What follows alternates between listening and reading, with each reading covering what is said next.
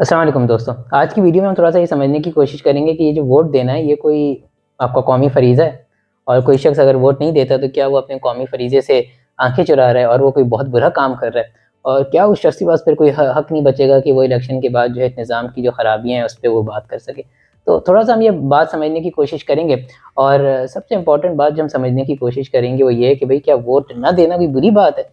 और क्या आज के दौर में यही कॉमन सेंस नहीं है कि आप वोट ना दें और वोट देना बेवकूफ़ी है? तो सबसे पहले हम थोड़ा-सा इसको डेटा से समझते हैं। तो दुनिया के अंदर 40% ऑफ द जो वोटर है, जो कि रजिस्टर्ड वोटर है, वो वोट देता ही नहीं है और ये ट्रेंड इंक्रीज़िंग ट्रेंड है, यानी कि नंबर ऑफ नॉन वोटर्स जो हैं वो बढ़ते जा रहे हैं या नंबर ऑफ वोटर जो इलेक्शन में पार्टिसिपेट नहीं करते वो बढ़ते जा रहे हैं। तो इसका तो मतलब ये है कि दुनिया वक़्त के साथ-साथ ये समझ रही है कि ये जो सिस्टम है वोटिंग का कोई अच्छा सिस्टम नहीं है।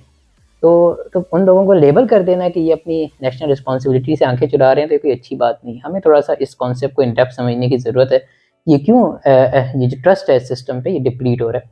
तो थोड़ा-सा हम आज इसको अपने कॉन्टेक्स्ट में इलेक्शन के कॉन्टेक्स्ट में समझने की कोशिश करते हैं। तो हम इसको समझेंगे एक बस की एग्ज़ाम्पल से। तो देखिए सिनेरियो ये है कि एक बस है और बस के जो मुसाफिर हैं वो ये सोच रहे हैं कि भई अब हमने अपनी मंज़िल पे पहुँचना है, हमारे पास बस तो है लेकिन ड्राइवर नहीं है, तो हम एक कोई ड्राइवर इलेक्ट करते हैं। अब उनके पास सवाल अब देखिए सबसे पहला सवाल उनके पास क्या होना चाहिए अगर हम उनका थिंकिंग प्रोसेस समझें या अगर आप खुद अपने आप को ये अज़्यूम करें कि आप मुसाफिर हैं, तो आप सबसे पहले क्या सोचेंगे? आप सबसे पहले आपका दिमाग ये जाएगा कि भई ये बस काम करती भी है नहीं, ये बस मंज़िल तक हमें पहुँचाएगी भी कि नहीं? इसका टायर सही है, इसके इंजन में कोई ख़राबी नहीं है, ऑयल वग़ैरह सब है, ये बुनियादी चीज़ें आप चेक करेंगे और आप इस बात को पहले मेक श्योर करेंगे कि बस सही हो। उसके बाद फिर आप जाके कोई भी बस ड्राइवर लेकर आएँगे क्योंकि उसके बगैर अगर आप बस ड्राइवर लाएँगे तो बस ड्राइवर भी कहेगा कि भई मेरा वक़्त क्यों ज़ाया कर रहे हो? पहले कोई ढंग की बस तो पकड़ो जिसको मैं चला सकूँ। ठीक है? तो इसी तरह जब आप इलेक्शन के टाइम पे जब आप सोचें वोट देने के लिए, तो क्योंकि आपका जो सिस्टम है वो बस है और उसमें जो प्राइम मिनिस्टर और प्रेज़िडेंट है, जो भी आप सिलेक्ट करने जा रहे हैं, हमारे मुल्क में प्राइम मिनिस्टर है, तो वो जो है बस ड्राइवर है। तो आप तो पहले फैसला करें कि आपका निज़ाम सही है जिसका आप प्राइम मिनिस्टर चुनने जा रहे हैं। आपका निज़ाम तो 70 साल से डिलीवर नहीं कर सका है, ठीक है? आपका निज़ाम जो है वो तो आपके हकूक़ का तहफ़्फ़ुज़ नहीं करता, आपको बुनियादी ज़रूरियात भी नहीं देता। तो कहीं ऐसा तो नहीं निज़ाम का मसला है, तो हम क्यों जाके जो है बस ड्राइवर पकड़ें अगर बस का मसला है? तो हमें देखना चाहिए कि बस का कौन-सा पुर्ज़ा ख़राब है।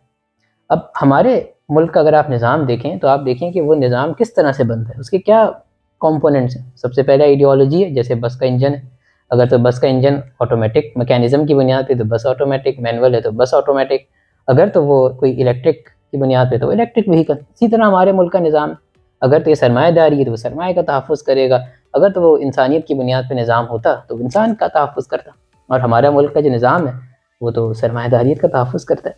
और अब आप कहेंगे भई हमारा तो कॉन्स्टिट्यूशन में तो लिखा हुआ है कि कोई भी कानून जो है वो कुरान और सुन्नत के मुतरादिफ नहीं होगा, तो फिर कैसे ये सरमायादार का तहफ़्फ़ुज़ करेगा?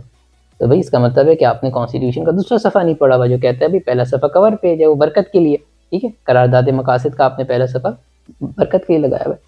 तो अब उसके बाद क्या होता है? आइडियोलॉजी आ गई, कॉन्स्टिट्यूशन आ गया, सरमायादारी की बुनियाद पे उसके नीचे पार्लियामेंट बनी, वो उसी सरमायादार के तहफ़्फ़ुज़ के लिए कानून साज़ी करेगी।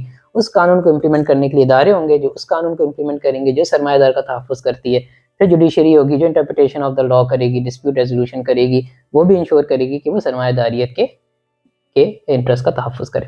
तो ये पूरा जो सिस्टम है, ये काम करता है within the umbrella of legal framework और लीगल फ्रेमवर्क सेफगार्ड कर रहा है कैपिटलिस्ट को। तो अल्टीमेटली ये सिस्टम तो कैपिटलिस्ट के लिए बना हुआ है।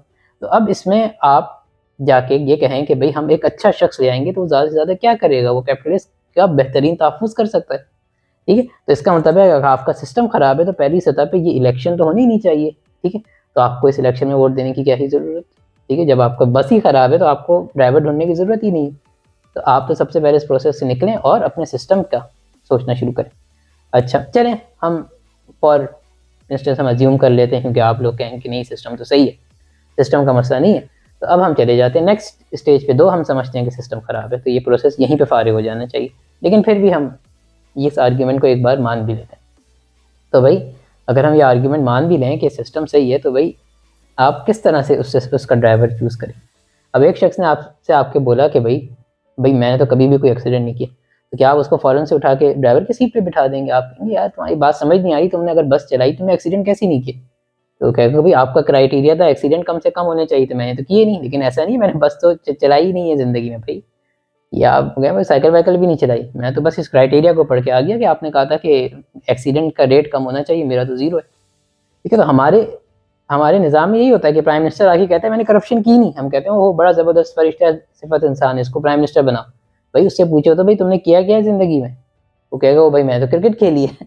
तो भाई तुमने खेल कूद किया है तो तुम्हारे पास तो अपॉर्चुनिटी ऑफ करप्शन थी नहीं, तुम उस फ्रेमवर्क में टेस्ट ही नहीं हुए कभी। तुम कभी कोई ऑर्गेनाइजेशन लीड करते, पब्लिक सेक्टर प्राइवेट सेक्टर तुम्हें कोई अमानत देता, तुम उसकी खयानत ना करते, तो हम तुम्हें कह सकते थे कि यार तुमने बहुत अच्छा काम किया, तुमने ज़िंदगी भर या तो क्रिकेट खेली है, चंदे जमा किए, तुम्हारे पास क्या क्वालिटी है कि तुम इस बात को तुम कहो कि मतलब तुम कह रहे हो तुमने करप्शन नहीं की क्योंकि तुम्हें मौके नहीं मिले, तुमने एक्सीडेंट नहीं किया क्योंकि तुमने बस नहीं चलाई। ठीक है, तो इस बुनियाद पे तो आप नहीं किसी को सिलेक्ट कर सकते। एक शख्स आके कहता है कि भाई मेरी माँ ने 5 साल हुकूमत की, वो तो शहीद जमहूरियत है, मेरा नाना जो है वो इस्लामी दुनिया का लीडर था, मेरा बाप प्रेसिडेंट रहा, तो मुझे हक बनता है मेरा, तो मैं तो मेरे दसर खून के अंदर सियासत है।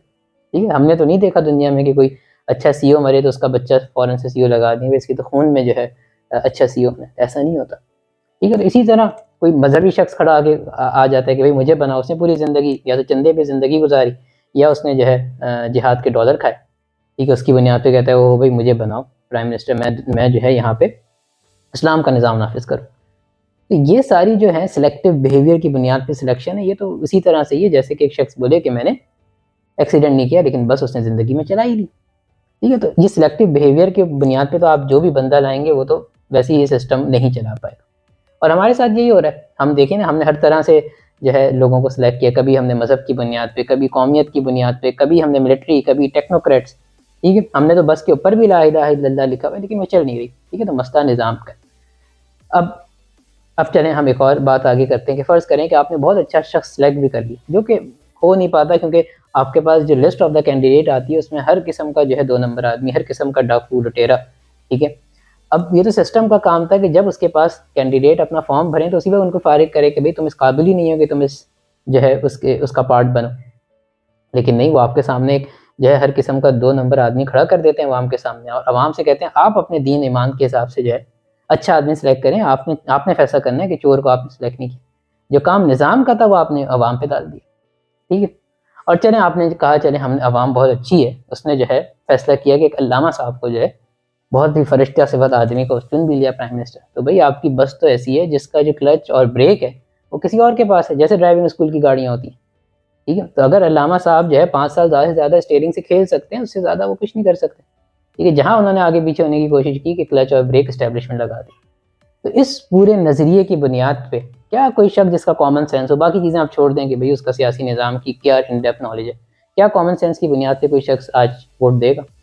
तो अगर आप वोट नहीं देंगे क्योंकि बैलेट पेपर पे तो नन ऑफ द अबव का ऑप्शन नहीं है, तो आपके पास क्या ऑप्शन है कि आप इस प्रोसेस में पार्टिसिपेट ना करें।